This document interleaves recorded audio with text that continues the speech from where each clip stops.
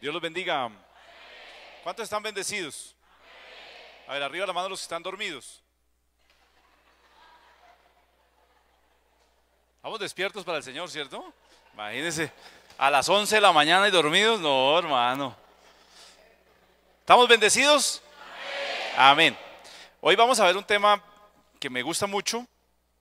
Es acerca de lo que Dios quiere de nosotros. ¿Qué quiere Dios de nosotros?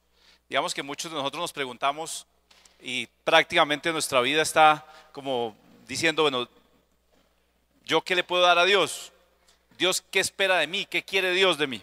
¿Cierto? Y pues vamos a tomar un pasaje del Nuevo Testamento en Hechos, el capítulo número 9. Un hombre muy importante en el Nuevo Testamento que es Pablo, Saulo de Tarso. Hechos 9, versículo 1. ¿Lo tenemos? Vamos a leer desde el versículo número 1 al 9, en el nombre del Padre, del Hijo y del Espíritu Santo. Saulo, respirando aún amenazas y muerte contra los discípulos del Señor, vino al sumo sacerdote y le pidió cartas para las sinagogas de Damasco, a fin de que si hallase algunos hombres o mujeres en este camino no era el camino físico, sino era el camino de Cristo, una nueva cosa que estaba pasando en ese momento. En este camino, es decir, del conocimiento, el camino cristiano, los trajese presos a Jerusalén, mas yendo por el camino, ahí se llama el camino físico, aconteció que al llegar cerca de Damasco, repentinamente le rodeó un resplandor de luz del cielo, y cayendo en tierra oyó una voz que le decía: Saulo, Saulo, ¿por qué me persigues? Él dijo: ¿quién eres, Señor? Y le dijo: yo soy Jesús, a quien tú persigues. Dura cosa, ¿qué es? Te es dar coces contra el aguijón. Él, temblando y temeroso, dijo: Señor, ¿qué quieres que yo haga? Repitamos todos: Señor, ¿qué quieres que yo haga? Y el Señor le dijo: levántate y entra en la ciudad, y se te dirá lo que debes hacer. Y los hombres que iban con Saulo se pararon atónitos, oyendo a la verdad la voz, mas sin ver a nadie. Entonces Saulo se levantó de tierra, y abriendo los ojos no veía a nadie. Así que llevándole por la mano, le metieron en Damasco, donde estuvo 3 días sin ver, y no comió ni bebió. Padre de la gloria, te damos gracias por tu palabra.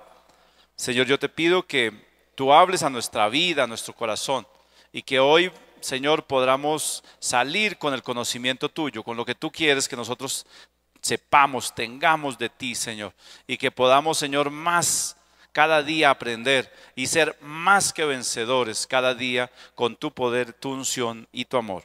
En el nombre de Jesús, amén. Bueno, ahí, digamos, es un pasaje inicial de un hombre muy importante, Saulo de Tarso. Saulo era, digamos, una persona que conocía, que tenía conocimiento y sabía la ley, conocía la ley de Dios. Y aquí le dice Saulo: dura cosa es dar coces contra el aguijón. Dar coces contra el aguijón. ¿Sí saben qué es dar coces? Dar coces. ¿Alguien ha tenido un caballo arriba de la mano? ¿Una mula? No que usted sea mula, sino que, digamos, ¿no? Han estado en el campo, ¿cierto? Entonces, ¿qué es dar coces? Cuando el caballo se está amansando, o cuando esos caballos son muy virosos, o las mulas son muy virosas, entonces hay que tener, o las vacas incluso, la patada de mula que llaman, ¿cierto? Esa patada que sale, dependiendo del tipo de animal, hay una patada que sale derecho para atrás, ¿cierto? O a veces las vacas un poquito para el lado. ¡Ting! Si está uno por ahí, ¿qué le pasa? ¡Tan! ¿Cierto? Entonces, dar coces contra el aguijón pues obviamente es una aguja, ¿cierto? Una puya, una espina. Y entonces lo que estaba haciendo Pablo cada vez era dando coces, es decir, dando patadas al aguijón, dando patadas a la espina. Entonces dice: dura cosa es eso. Y a veces nosotros también lo entendemos. dura cosa es que uno le dé patadas al hierro, por ejemplo, ¿cierto? Pues le da patadas a un balón, pero si le da patada al hierro, pues le va a ir mal. Aquí es darle patadas a una espina. Pablo era fariseo. Pablo era fariseo. Y digamos que hoy tenemos que entender que hay muchas tendencias en la tierra. En la época de Cristo habían dos, digamos si se quiere, dos tendencias filosóficas un poco. Unos eran fariseos. Arriba la mano los fariseos. Menos mal. ¿Quiénes eran los fariseos? Los fariseos eran los que consideraban que todo lo que no era lícito era pecado. Ejemplo, llevaron a la doctrina de que si uno no se lavaba los pies y las manos antes de comer, estaba en pecado. Si uno come con las manos sucias, ¿qué es? ¿Pecado? Ser uno cochino, ¿cierto? Bien, uy, qué hermano tan cochino. Ah, pero es que esa sopa está muy rica.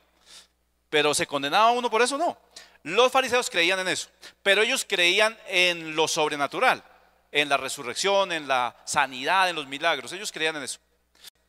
Y por otro lado estaban los saduceos. Los saduceos no creían en nada que fuera sobrenatural. Es decir, un milagro, ellos decían no, eso es otra cosa. Eso puede ser por ahí una brujería o alguna cosa de esas.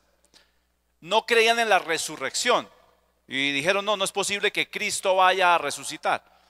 Esos eran los saduceos. Pero Pablo, que era un hombre que era fariseo, que conocía la ley, dice la palabra en el capítulo, avancemos un poquito, en el capítulo número 17 de Hechos, se les mete al rancho a los filósofos de la época. El versículo número 16 del capítulo 17 del libro de Hechos cuenta que Pablo está ¿dónde? En Atenas. Mientras Pablo los esperaba en Atenas, su espíritu enardecía viendo la ciudad entregada a la idolatría. Así que discutía en la sinagoga con los judíos y piadosos, y en la plaza cada día con los que concurrían. Y algunos filósofos de los epicúreos y de los estoicos disputaban con él, y unos decían: ¿qué querrá decir este palabrero? Y otros: parece que es predicador de nuevos dioses, porque les predicaba el evangelio de Jesús y de la resurrección. Y tomándole le trajeron al Areópago diciendo: ¿podremos saber qué es esta nueva enseñanza de que hablas? Pues traes a nuestros oídos cosas extrañas. Queremos pues saber qué quiere decir esto, porque todos los atenienses y los extranjeros residentes allí en ninguna otra cosa se interesaban, sino en decir o en oír algo nuevo. Pablo está ¿en dónde? En Atenas. Y Atenas es, digamos, la cuna de la civilización antigua, en lo que se desarrolló en esa época, que todavía, digamos, incluso la Biblia hace referencia a algo que se llama el helenismo. Ustedes encuentran que Pablo habla de ese tema. ¿Y qué es el helenismo? Era seguir a un dios que ellos tenían, que era el dios Helen, con H, Helen. Claro, posteriormente viene todo el proceso de la mitología y el proceso de Helena de Troya. ¿Quién vio la película Troya? Arriba la mano. Arriba la mano los que vieron Troya, que ahí aparece Helena. No hagan sino ver televisión, véanlos, en vez de leer la Biblia. Pues bueno, ahí en la película Troya muestran parte de ese proceso y de la idolatría que generaba creer en esos dioses. ¿En qué dioses? En los de la mitología griega. Entonces creían en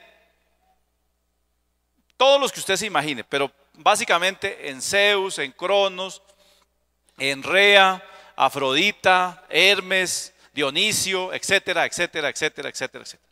¿Cierto? Y hablaban de filosofía. Y filosofía es amor a la sabiduría. Por eso por allá hay una capilla en Europa que se llama Santa Sofía. Y Santa Sofía es Santa Sabiduría. ¿Sofía está por aquí? ¿Hay alguna Sofía? Sofía es sabiduría. Entonces filosofía, amor a la filosofía. Entonces Pablo se les mete allá al rancho a los filósofos. Y dice que habían dos clases de filósofos allá en Atenas. Unos eran epicúreos y otros estoicos. ¿Qué creían los epicúreos? Eso nacieron unos 500 años antes de Cristo, de un señor Epicuro. Ese señor lo que decía es que no tenía uno por qué tener tribulaciones en la vida, que la vida era una sola y no debía atribularse por nada. Y los estoicos creían que con lo que tenían en el cuerpo era suficiente. Es decir, no necesitaban riquezas, no necesitaban pues comidas, digamos, muy buenas, ni vestidos, ni propiedad, absolutamente nada. Eso es lo que querían los estoicos. Entonces, claro, llega Pablo y lo que más le duele es la idolatría, porque estaban todos los dioses, cada ciudad estaba destinada a un dios. Por ejemplo, Éfeso estaba dedicada a la diosa Diana, que es, digamos, la misma Virgen María que hoy se tiene en muchas partes. Diana de los Efesios o Diana Cazadora. ¿Alguien leyó en el colegio Diana Cazadora? ¿Lo han puesto a leer? Diana de los Efesios. Pérgamo estaba dedicado al dios de la medicina, que era Esclepio o Esculapio. Y cada una de las ciudades estaba dedicada a un dios de los dioses que venían de Grecia y de Roma. Entonces Pablo sufre por eso. Y Pablo le duele eso. Entonces, por eso Pablo perseguía a esa nueva doctrina que había aparecido. Y los perseguía. Dice la palabra que él dio el visto bueno para que mataran a Esteban, por ejemplo. Porque Esteban estaba saliendo con unas cosas extrañas. Pero ahora que él se convierte, le dice: Señor, ¿qué quieres que yo haga? Y es lo que nosotros tenemos que preguntarnos hoy. ¿Qué quiere Dios de mí? Y lo primero que tenemos que hacer es buscarle. Dios quiere que nosotros le busquemos. Él ya hizo todo para que estuviéramos aquí. Y ya hizo todo para que tuviéramos la posibilidad de convertirnos. Y aquí ya estamos los conversos, los que dejamos una manera antigua de vivir porque Dios ha querido que estemos aquí. Es Dios el que quiso que usted estuviera aquí hoy. Y Dios permitió que hoy estuviera y que usted venga en un proceso con Dios. Y entonces lo primero que Él quiere es que nosotros le busquemos.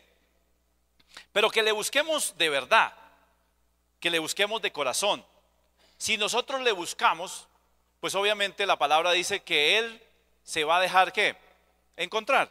Dice: buscad y hallaréis, llamad y se os abrirá. Nosotros tenemos que buscar a Dios, buscar al Señor. Él está ahí siempre. Solo que a veces nosotros estamos buscando otras cosas. Y la idolatría era muy fácil que se metiera con nosotros. Yo fui acólito de la iglesia católica. Arriba la mano los que nacimos en una iglesia católica. Bajar. Mire, muchachos, ahí nosotros tenemos una tara, con todo respeto lo digo.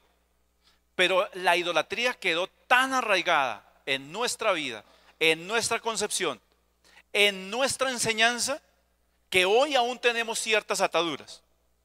Yo recuerdo en la Semana Mayor, en la Semana Santa, cuando venía el Santo Sepulcro, cuando bajaban a Cristo de la cruz y lo llevaban allá. Y cuando yo estaba pequeño yo sentía que realmente el que estaba ahí era Cristo, era Jesús, ¿cierto? Cuando yo soy acólito y voy a la iglesia y entonces llego donde estaban las imágenes, encuentro que había imágenes que les faltaban las manos y que eran desarmables. Y entonces ahí se me cayó un velo a mí, ¿cierto? Porque para mí, en verdad, esas figuras eran los dioses y podían hacerme los milagros. De hecho, si usted va a Monserrate, arriba la mano los que han ido a Monserrate. No, ya tan tranquilo, yo también he ido, no se preocupe. Cuando usted va a Monserrate y usted pasa por donde se llama el Via Crucis, ¿cierto? Tiene una serie de imágenes. Y esas imágenes son normalmente de bronce o de cobre. Y la imagen toda es negrita, ¿cierto? Pero los pies son blanquitos. ¿Se han visto? Los pies son como brillanticos más bien. Y entonces, ¿por qué? Porque la gente pasa y toca, ¿cierto?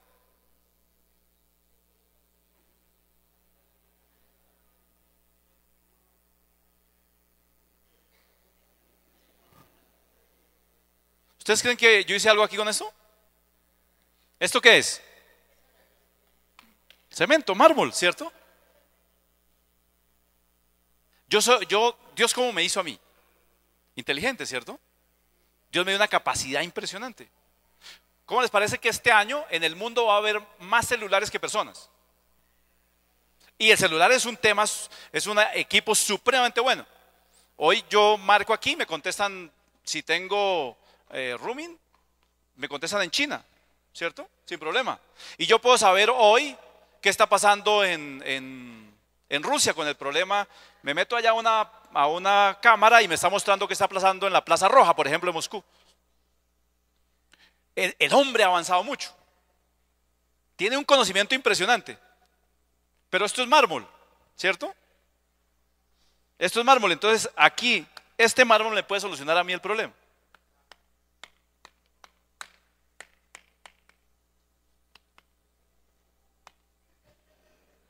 Esa es la idolatría, muchachos. Esta es la idolatría. Creer que un pedazo de madera, de bronce, de vidrio, me puede solucionar el problema. A una persona inteligente como yo, sabio, con conocimiento. Estamos pensando los seres humanos, de acuerdo a la NASA esta semana, que tenemos que conquistar 3 planetas más para poder continuar con la raza humana. Y creemos que ¿quién ha ido a Ráquira? Ráquira es un pueblo en donde se hace mucha cosa con barro, ¿cierto? Se da, digamos ahí, todo lo que usted quiera para su casa. ¿Incluido qué? Imágenes. ¿De qué? De barro. Dios hizo la obra perfecta, el hombre, y lo dotó de sabiduría, de conocimiento. Y ahí viene el problema. Ese hombre que fue formado por Dios, ahora va detrás de un pedazo de palo. Por eso Pablo dice, no, esto no es posible. ¿Cómo es posible que nosotros que somos sabios, que tenemos conocimiento, que amamos la sabiduría, ahora estemos detrás de un pedazo de palo? Pero es un apego que nos dejaron nuestros papás muy terrible. Muy, muy terrible. Al punto que, solamente una anécdota. Mi madre tenía un divino niño. Y entonces yo un día estuve hablando con ella y le expliqué acerca de las imágenes. Y la convencí. Y me dijo, sí, usted tiene razón, mijo. Pero déjemelo ahí de todas maneras.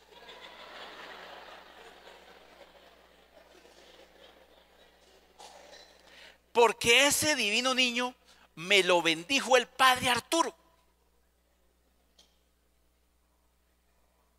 Entonces mire los apegos. Esos apegos son las cadenas que nos atan.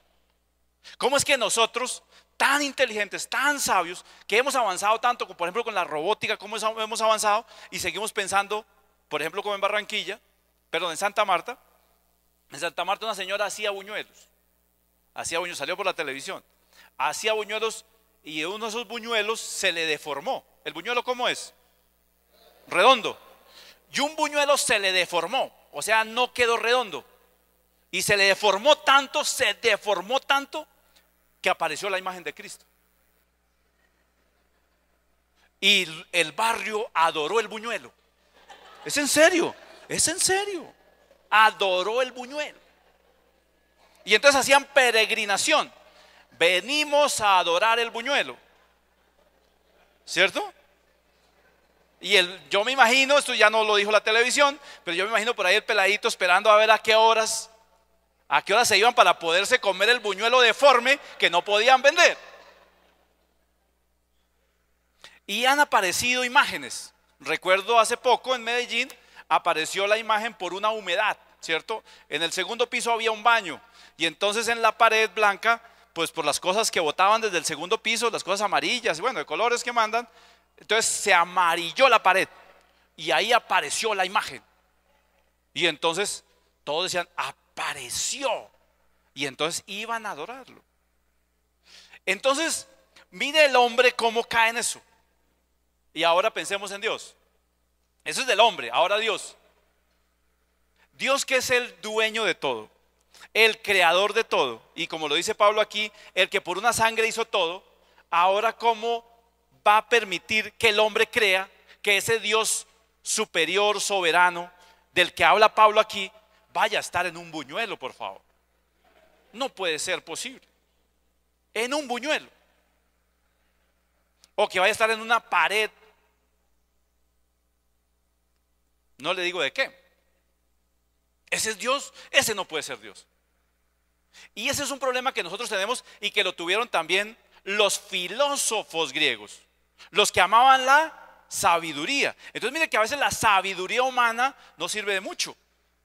Ellos eran los filósofos. Y él dice, Pablo lo dice, para no leerles, dice, no, es que estuve mirando ahí el areópago y todo lo que ustedes tenían y he encontrado que ustedes tienen también un espacio para el Dios no conocido. O sea, tienen usted a Zeus, a Cronos, a todos los que ustedes quieran. Pero también encontré uno que decía al Dios no conocido. A ese yo les vengo a predicar. Entonces, lo primero que nosotros tenemos que hacer es que tenemos que buscar a Dios. Y ahí tenemos un problema serio. Ahora, con tantas cosas que hay, ahí está por ejemplo la nueva era. La nueva era dice, haga lo que quiera, si quiere vuelva al mundo, que usted de todas maneras es salvo. Y eso no es cierto. Pero tampoco es cierto el otro extremo en donde están muchas iglesias nuestras que dicen que todo es pecado. Y la palabra de Dios dice que Cristo ya me liberó del pecado. Entonces, si Cristo ya me liberó del pecado, ¿cómo yo sigo siendo un instrumento de pecado? Ah, pues sí, la Biblia dice que mi tendencia, mi naturaleza es siempre ¿a dónde? Hacia el mal. Pero si yo tengo al Espíritu Santo, yo no peco, no puedo pecar, porque entonces no lo tengo. Entonces están los dos extremos. Haga lo que quiera, que usted va para el cielo. Y el otro, no haga nada porque, mejor dicho, usted ya está en pecado. Y tenemos que ser conscientes de que estamos bajo la gracia de Dios, no bajo la ley. Si estuviéramos bajo la ley, aquí todos estaríamos muertos. Todos deberíamos morir, porque somos pecadores. Pero estamos bajo la gracia de Dios. Y recuerden, ahí en la gracia, ¿qué es la gracia de Dios? Ahí nos llevan ventaja los de la costa norte. Arriba la mano los de la costa norte.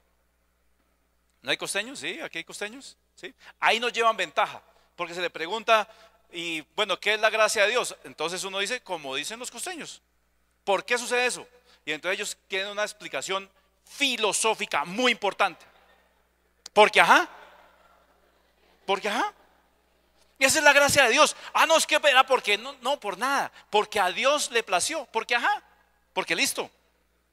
Entonces, esa es la gracia de Dios. No estamos bajo la ley, muchachos. No estamos bajo la ley del garrote. Estamos bajo la ley del amor y de la gracia. Entonces nosotros tenemos que buscar ¿a quién? A ese Dios soberano. ¿Ustedes creen que Dios necesita algo de mí? No necesita nada.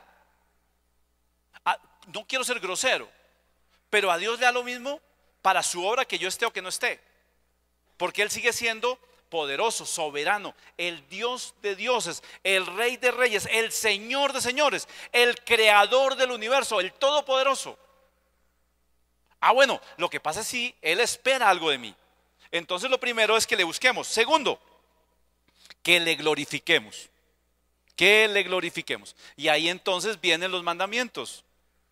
Y el mandamiento de Dios es, hombre, usted me tiene que glorificar a mí. Y uno de los problemas que hubo en la Biblia con personas importantes fue que no glorificaron a Dios. Los hijos de Aarón, ¿cómo terminaron? Quemados, ¿cierto? Muertos. ¿Por qué? Porque no glorificaron a Dios. Se presentaron a Dios no como Dios había dicho. ¿Por qué Moisés, siendo amado por Dios, no vio la tierra prometida? Porque no glorificó a Dios. Dios le dijo a Moisés, hable a la peña y la peña le va a dar agua. ¿Y qué fue lo que hizo Moisés? Le dijo, les voy, yo les voy a dar agua partida a ustedes, a esta nave. Partida sin vergüenzas. Pero nosotros no somos sinvergüenzas, solamente aquí. Les voy a dar agua, ¿cierto? Y cogió lo que siempre tenía en la mano, que era su bastón, y fue y golpeó la peña. Y entonces ahí él no glorificó a Dios. Él no le dio la gloria a Dios, sino que se la atribuyó a él. Y entonces Dios, que lo amaba, No lo mató de arepazo, pues, o sea, era para que lo era fulminado. Pero Dios dijo, oiga, lo quiero tanto, mi hermano, que usted no va a entrar a la tierra prometida. Y para Moisés era un gran castigo. ¿Por qué? Porque él había liderado el pueblo 40 años. 40 años con el pueblo para poderlo meter en la tierra prometida. Y Dios le dijo, por no haberme dado la gloria, usted solamente va a poder ver la tierra prometida, mas no va a poder entrar. Triste, pero ese fue el castigo. Entonces Dios quiere que nosotros, ¿qué? Le glorifiquemos. Él necesita que yo le glorifique, pues que necesite que viva de eso, no, porque Él es soberano. Pero Él sí espera eso, que yo le glorifique. La idolatría, por eso, muchachos, va en contra de ese principio de glorificar a Dios. Porque ¿cómo es posible que yo, hombre consciente, inteligente, que amo la sabiduría, voy a pensar y a pretender que ese Dios supremo, poderoso, soberano, creador de todo, vaya a poder estar en un pedazo de palo o en un buñuelo? Eso no es posible. Entonces ahí donde está, la mente nuestra se quedó corta. ¿Y yo qué estoy haciendo a Dios? Lo estoy haciendo un pedazo de palo, lo estoy haciendo un pedazo de madera, lo estoy haciendo un pedazo de mármol o un pedazo de vidrio. Entonces Dios espera que yo le glorifique. ¿Cuántos dicen amén? Amén. Jesucristo glorificó al Padre. Él vino a la tierra y ¿qué le dijeron a Jesús? Le dijeron, maestro bueno. ¿Y Jesús qué dijo? Bueno, yo no soy bueno. ¿Él era malo? ¿Jesús era malo? No, pero dijo, no, bueno, realmente bueno, ¿quién? Mi Padre. Él es bueno, yo no, mi Padre. Claro, la palabra dice que el que tiene al Hijo tiene al Padre, pues lógicamente Jesús era bueno. Pero estaba diciendo, mire, mi Padre sí es bueno. O sea, Él lo glorificó. Y nosotros tenemos que glorificar a Dios. Lo tercero, muchachos, ¿qué espera Dios? Dios espera que nosotros le amemos. Le amemos. ¿Cuántos aman? Arriba la mano. Hay diferentes tipos de amores.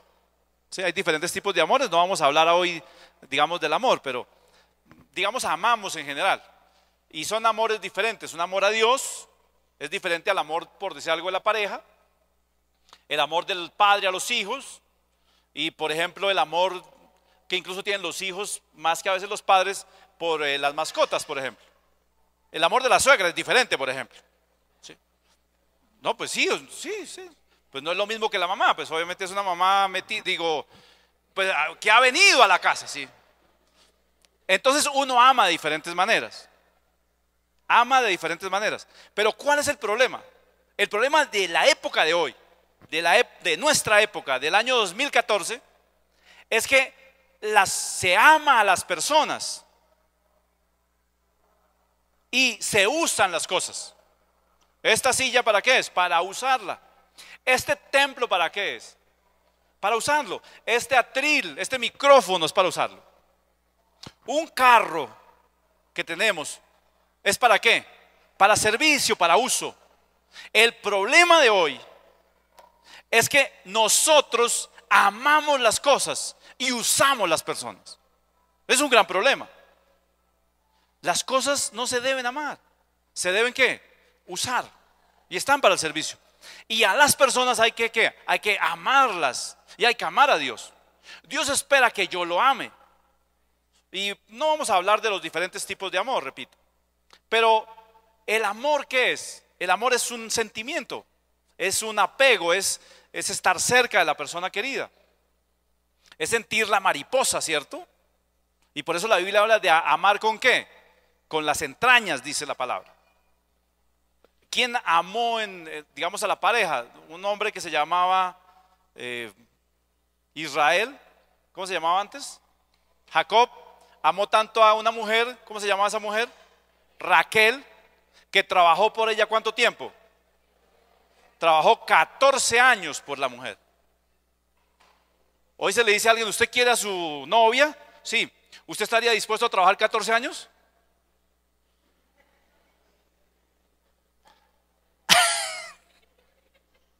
¿14 años? Por ahí 2 días. 14 años. Eso sí es que amor. Y entonces la gente dice, yo te quiero mucho. Y he contado siempre un cuentico que dice, el hombre le dice a la novia, yo te adoro, yo te quiero estar siempre contigo. Y entonces ella lo llama y dice, amor, ¿por qué no vienes a verme? De hoy no está lloviendo. Y se me encrespa el pelo, pierdo el gel. Quiere más el pelo y el gel que a ella.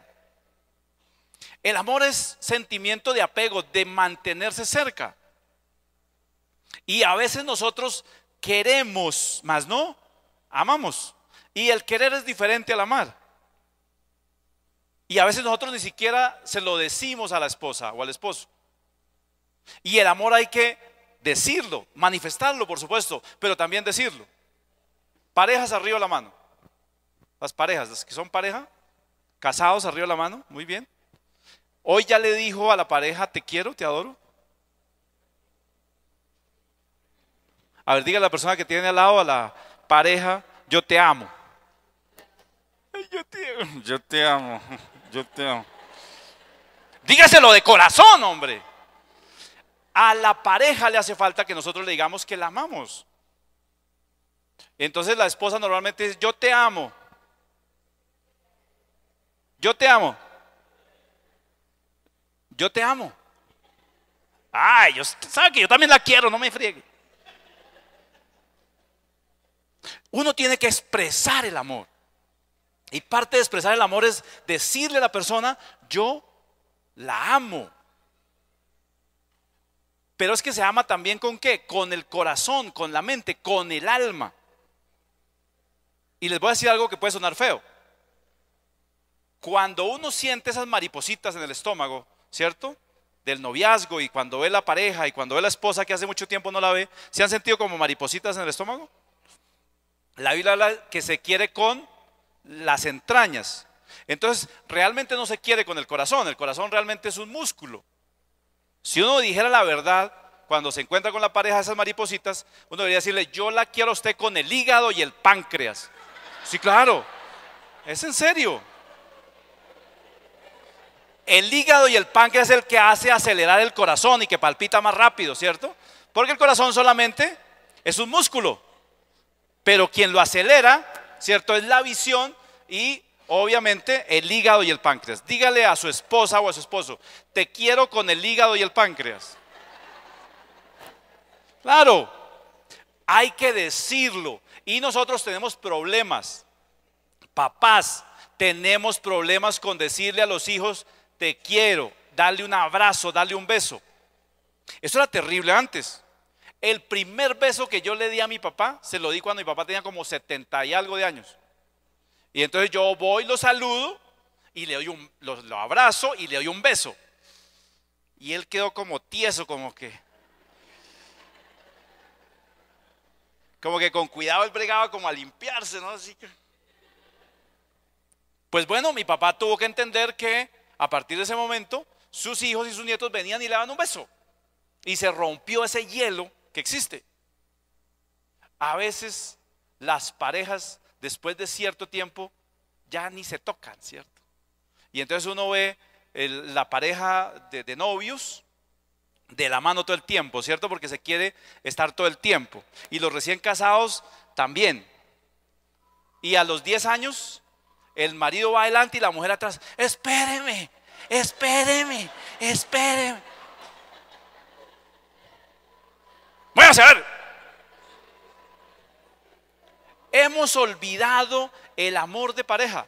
Y si no tenemos amor de pareja, ¿cómo vamos a pretender también amar a nuestro Dios? A veces se ama más la mascota, ¿cierto? Y entonces uno ve a la señora dándole besos al perrito, ¿cierto?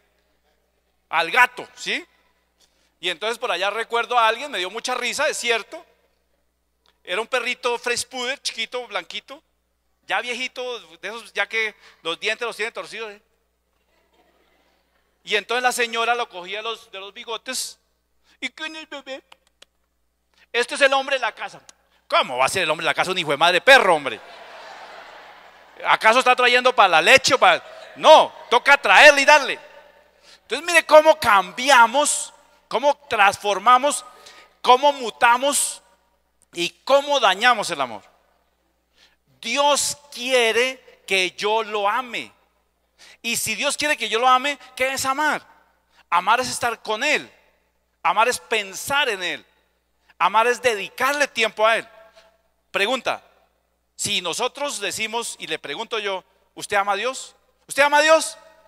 Sí, sí, sí, claro, sí, sí, sí, sí, sí. Entonces pregunta, si usted lo ama, ¿cuánto tiempo al día pasa con Él? ¿Un minuto? ¿Cuánto tiempo pasamos con Dios a quien amamos tanto? Muy poco tiempo, ¿cierto? Muy poco tiempo. Ahora, cuando uno está enamorado, y está lejos de la pareja, ¿usted qué hace? Lo piensa, ¿cierto? Lo extraña, añora estar con la persona amada y quiere estar con esa persona. Ese es Dios para nosotros, alguien a quien extrañamos, con quien queremos estar, con quien queremos volver a estar ahí. Yo pienso que a veces no. A veces el amor para Dios es un amor interesado, que es el amor normalmente que tienen los hijos por uno. Los hijos de uno debería tener tanta plata como los hijos de uno cree que uno tiene. Chévere. Entonces algún día le dije a mi hijo, papi, ¿me puedes comprar el Wii? O sea, como sea, no han pagado, pero tú tienes tarjeta. O sea, la tarjeta es algo mágico para los niños.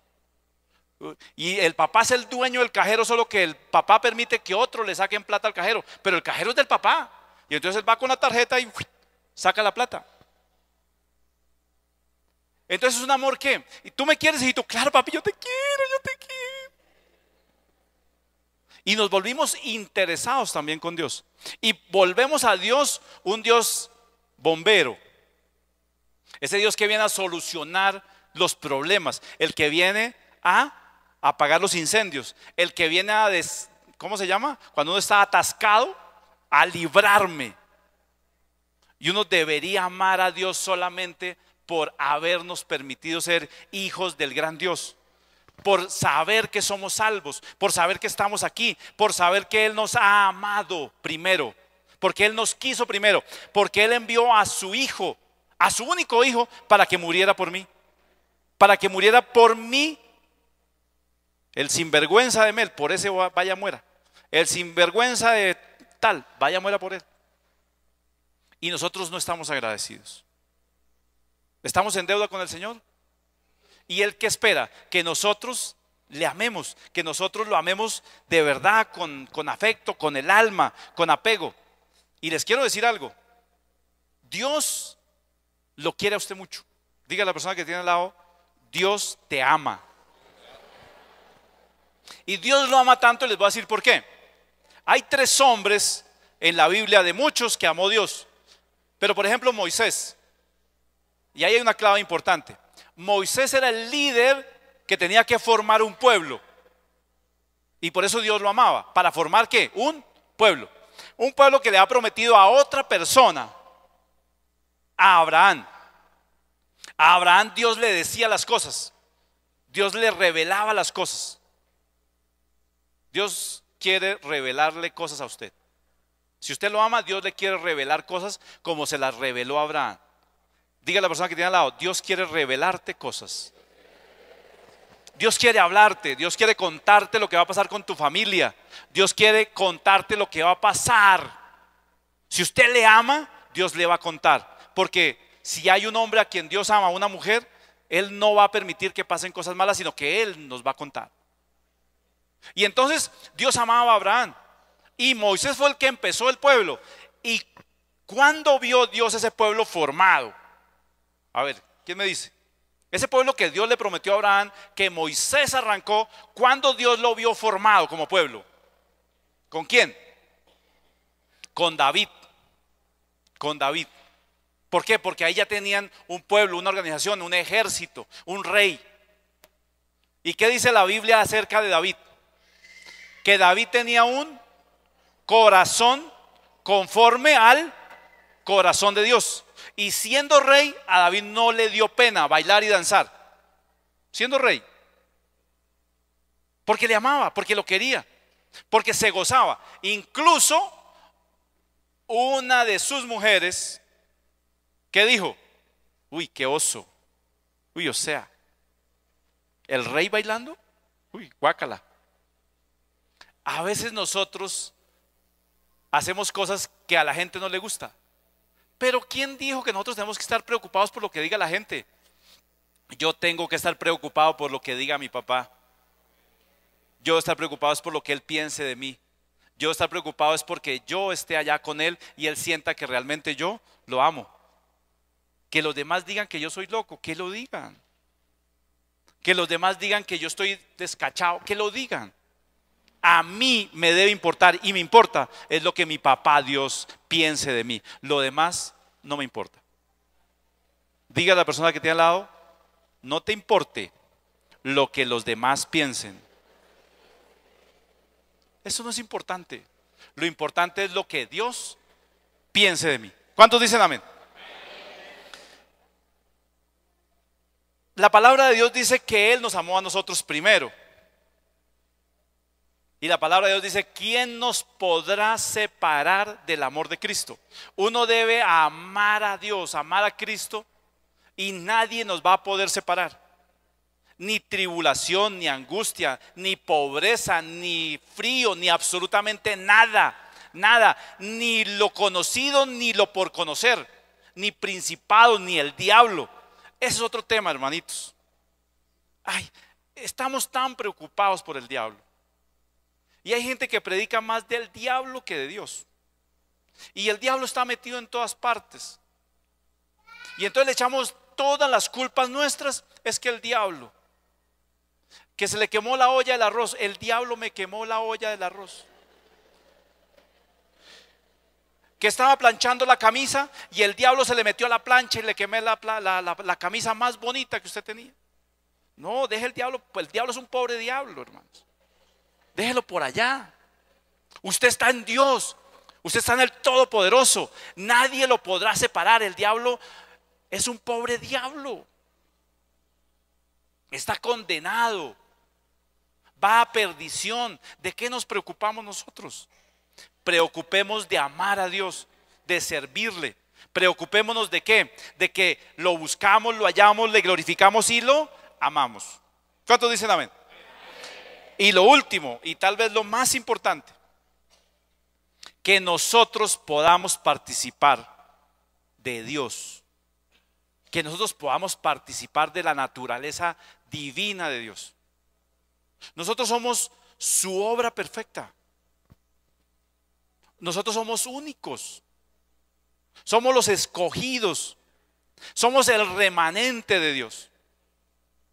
Entonces debemos estar orgullosos porque yo soy su hijo amado. Porque Dios me amó tanto que permitió que yo estuviera hoy con Él.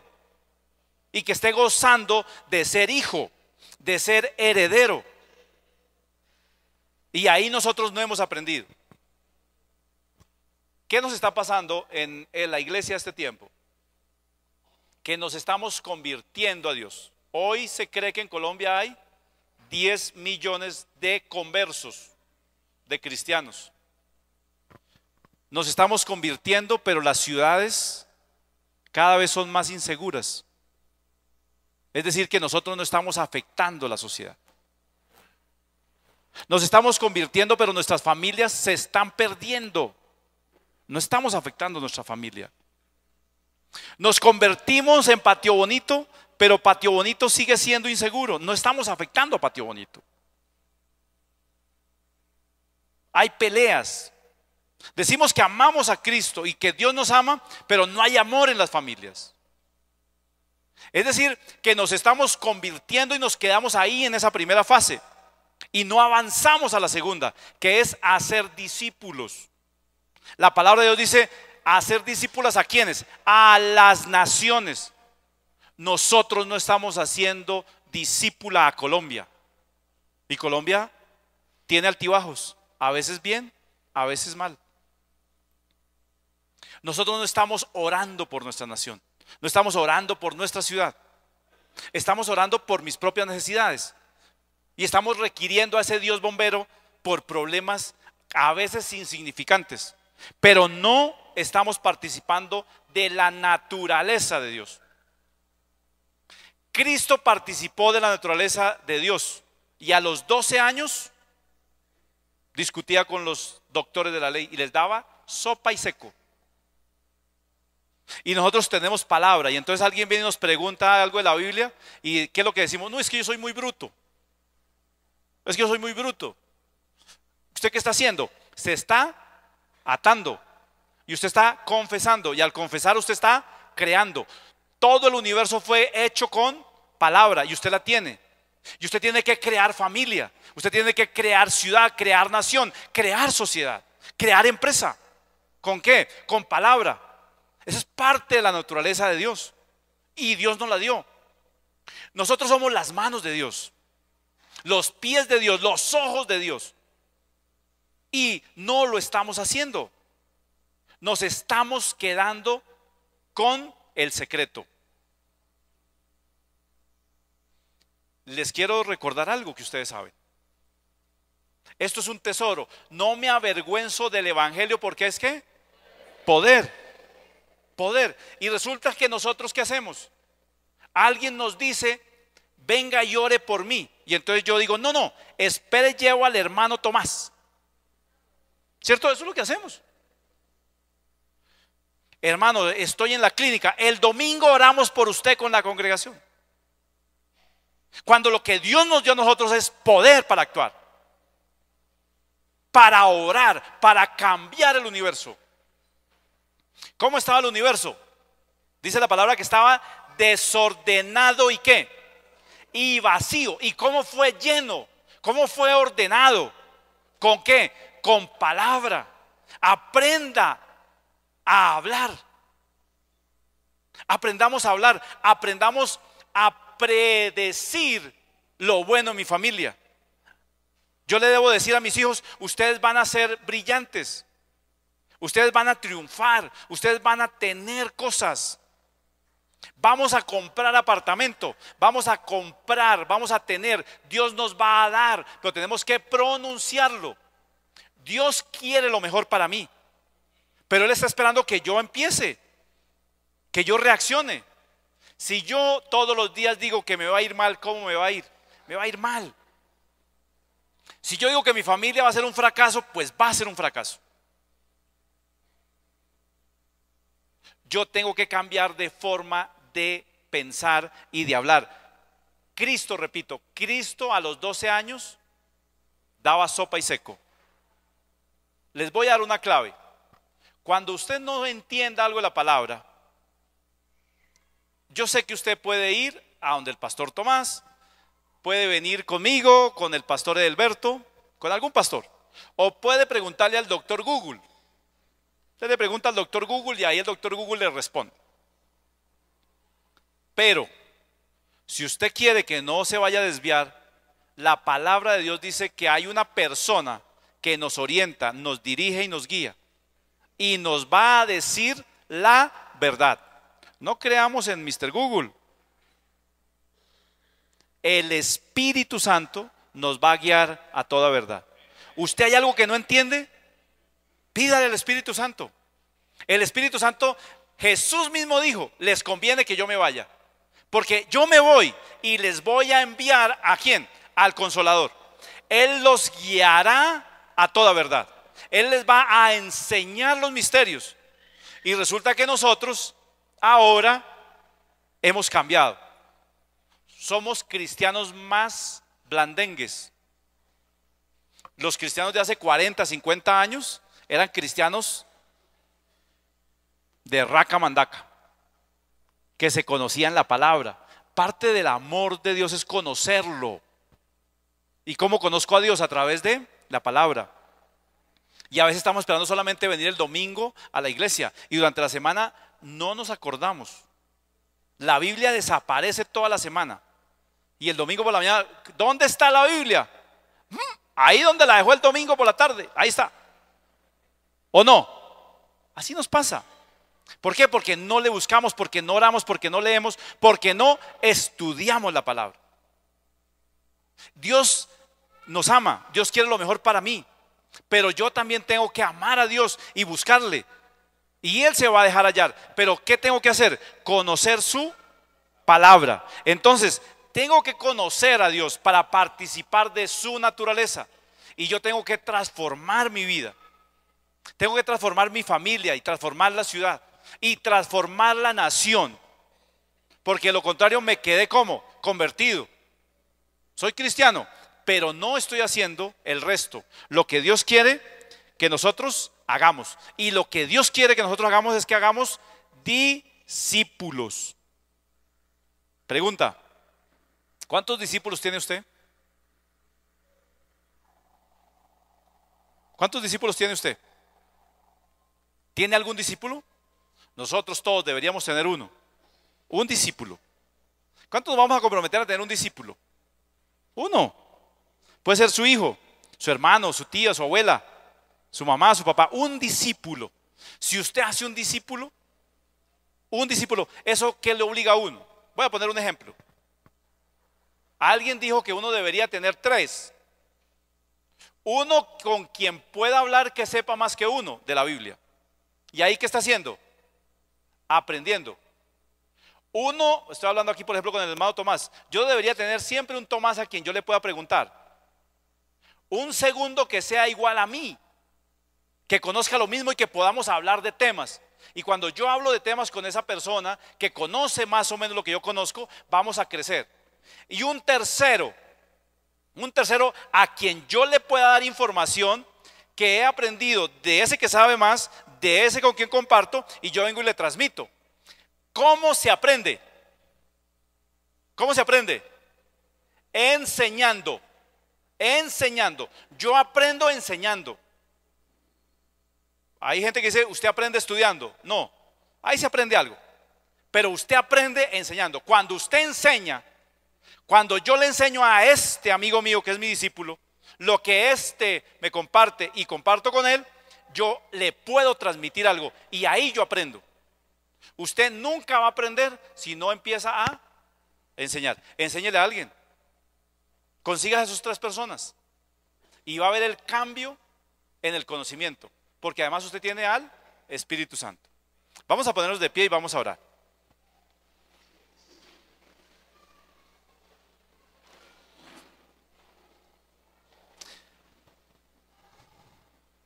Yo quiero que hoy hagamos algo especial, que reconozcamos que no hemos amado a Dios. Le hemos dicho que lo queremos. Señor, yo te quiero. Pero le decimos que lo queremos, ¿por qué? Porque Él nos da cosas, ¿cierto? Porque nos provee. Pero realmente no le hemos amado. Y yo creo que le pidamos perdón a Dios hoy por no haberle amado. Y comprometernos a que a partir de hoy le vamos a amar, le vamos a buscar. Y vamos a glorificar su nombre. Y vamos a compartir la naturaleza que Él nos dio para que hagamos discípulos, para que enseñemos su palabra. Padre de la gloria, en esta mañana yo te pido perdón, Señor, porque he dicho que te quiero, que te amo, pero no ha salido de mi corazón, de mi alma, ni de mi mente, Señor.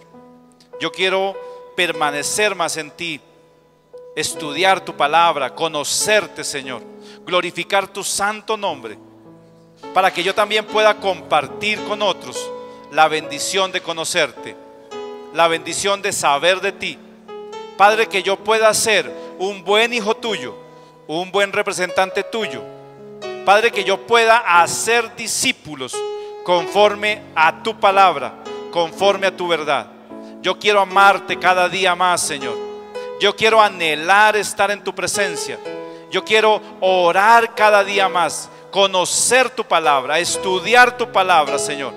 Y te pido que tu Santo Espíritu esté sobre mí. Padre, que el conocimiento tuyo fluya en mi vida y yo pueda compartirlo a otros, Señor. Que pueda compartir tu palabra, tu amor. Padre, que el universo se llene de tu gracia y de tu amor. Y que yo sea un instrumento en tus manos. Y que yo tenga el conocimiento y la sabiduría tuya para que tu reino se establezca en esta tierra. Padre, que mi corazón palpite cuando te busque, Señor. Que mi anhelo sea siempre buscarte. Padre, que yo pueda sentir el abrazo tuyo y que yo te pueda, Señor, abrazar. Que pueda abrazar tu palabra, que pueda abrazar tu obra. Señor, que yo quiera compartir tu palabra a aquellos que se pierden, Señor. Padre, rechazo la idolatría en el nombre de Jesús. Reprendo toda potestad en el nombre de Jesús sobre este barrio. Declaro que este barrio está afectado por la palabra tuya, por la sal, por la luz de tu palabra, Señor. Declaro que esta ciudad te conoce. Declaro, Señor, que aquí brilla tu palabra, brilla tu luz, Señor. Y el enemigo, el diablo, está fuera en el nombre de Jesús. Declaro esta ciudad y declaro, Señor, esta nación cubierta por la sangre de Cristo, por la sabiduría de Dios. Padre, esta ciudad y esta nación conocerá de Dios, de tu palabra, Señor, porque estamos dispuestos, Señor, a hacer tu obra, a hacer el trabajo que tú quieres. Y la vaca y sale aquí, alía bajana, la yasaya. Gracias, Padre, porque somos tus hijos amados. Gracias, Señor, porque tú me has amado. Y gracias, Señor, porque puedo decir que tú me amas, que tú me has querido y quieres lo mejor para mí. Quieres el mejor futuro para mí y para mi familia. Y quieres, Señor, que yo te sirva y te siga. Y tú te vas a glorificar en mi familia. Reprendo la enfermedad de la iglesia en el nombre de Jesús. Padre, en tu pueblo no había enfermos. En tu pueblo, Señor, había sanidad. Yo hoy declaro sanidad sobre la iglesia en el nombre poderoso de Jesús. Gracias, Padre, porque tú eres mi Padre bueno, porque tú me amas como tu hijo preferido. Yo soy el hijo preferido de Dios. Gracias, Señor, porque me amas con un amor invencible, Señor. Gracias, Padre. Amén, amén y amén. Dele un abrazo a la persona que tiene al lado. Dígale que lo ama y que le desea la feliz semana que todos anhelamos. Dios los bendiga, los amo mucho. Dios los guarde y una feliz semana para todos.